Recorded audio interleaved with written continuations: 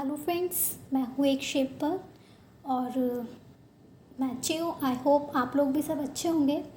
आज फिर से मैं आपके लिए एक नई कहानी लेकर आई हूँ, लेकिन कहानी शुरू करने से पहले आज हम कुछ बात कर लेते हैं। तो दोस्तों, आपने अक्सर सुना होगा और सुना ही नहीं होगा, आपने खुद से भी कहा होगा कि जैसे कोई आपका पड़ोसी है या रिश्तेदार है, वो अच्छा खासा कहीं रह रहा है और अचानक से वो कहीं बाहर जाता है और सुनने में आता है कि उसकी डेथ हो गई। तो सडनली आपके मुंह से निकलता है शिट यार, काश वो नहीं जाता। और वो नहीं जाता तो ऐसा नहीं होता। बट सोच कर देखिए, क्या ये पॉसिबल है? No, it's not possible. ऐसा नहीं होता।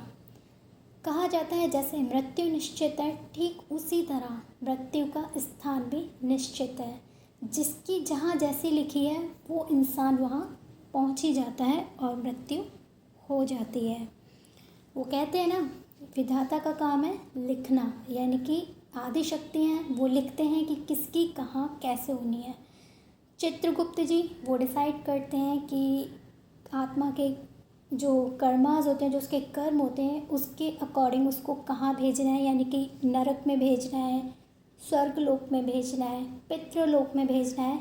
ये सब चित्रगुप्त जी डिसाइड करते हैं। उसके बाद उस आत्मा को क्या दंड देना है, ये यमराज जी डिसाइड करते हैं। तो आज जो मैं कहानी लेकर आई हूँ, ये कहानी यमराज जी की है। तो थोड़ा सा यमराज जी के बारे में भी हम लोग जान लेते हैं। मार्कंडेय पुराण के अनुसार यमराज जी जो हैं वो दक्षिण दिशा के दिक्पाल और दंड के देवता हैं। दिक्पाल का मीन क्या होता है कि दिशा का पालन करने वाले देवता, यानी कि दक्षिण दिशा का जो पालन कर रहे हैं वो देवता कौन है? हमारे यमराज जी हैं। ठीक है। और थोड़ा सा और जानते हैं इनके बारे में। जो ये यमराज जी जो है वो विश्वकर्मा जी की बेटी संज्ञा और भगवान सूर्य देव के बेटे हैं। इनका जो रंग है वो हरा है और ये रेड कलर के कपड़े, यानी कि लाल रंग के कपड़े जो हैं वो पहनते हैं। इनके हाथ में एक गदा है और इनकी जो सवारी है वो है भैंसा। तो ये छोटा सा इंट्रो था हमारा यमराज जी के बारे में। अब आप लोग सोच रहे होंगे कि मैंने ये इंट्रो क्यों दिया। तो फ्रेंड्स, मेरा मानना है कि मेरा ऐसा सोचना है, as a being Hindu you should have some knowledge about your religion. यानी कि आप हिंदू हैं तो आपको थोड़ा सा हिंदू धर्म के बारे में पता होना चाहिए। आई वोंट फोर्स यू, मैं आपको फोर्स नहीं करूँगी कि आप बैठ कर के धार्मिक किताबें पढ़िए, मत पढ़िए, क्योंकि हर इंसान का अपना एक इंटरेस्ट होता है। किसी को है, किसी को नहीं है, तो डजेंट मैटर, कोई बात ही नहीं है। ठीक है। बट फिर भी आपको थोड़ा सा आपके हिंदू धर्म के बारे में पता होना चाहिए। बस इसलिए मैंने आपको ये थोड़ा सा बताया था और आगे भी बताती रहूँगी थोड़ा थोड़ा सा, जिससे आपका जो ज्ञान है वो थोड़ा सा अपने हिंदू धर्म के लिए आपके पास हो।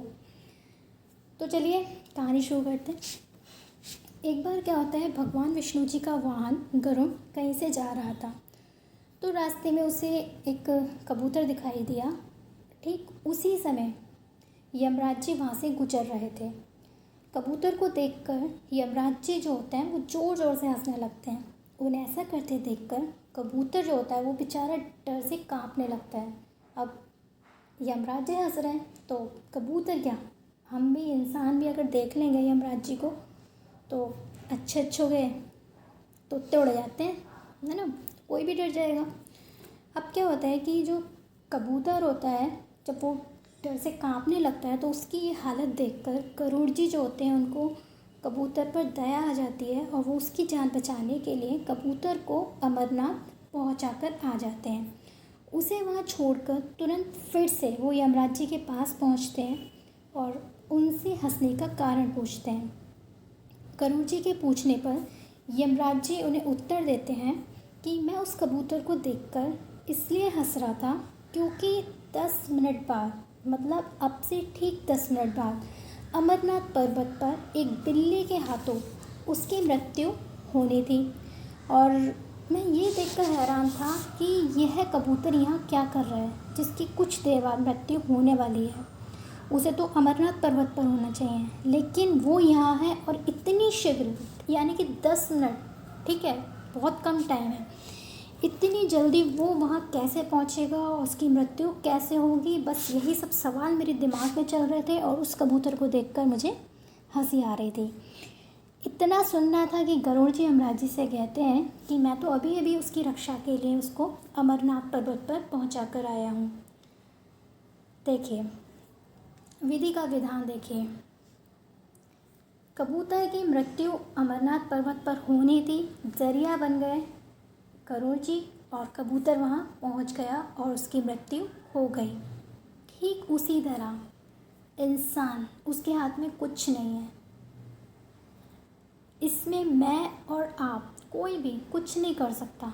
जिसकी जहाँ मृत्यु है, जिसकी मृत्यु जहाँ लिखी होती है, वहाँ उसे खींचकर ले ही जाती है, यानी कि बंदा वहाँ पहुँच जाता है और उसकी मृत्यु हो जाती है।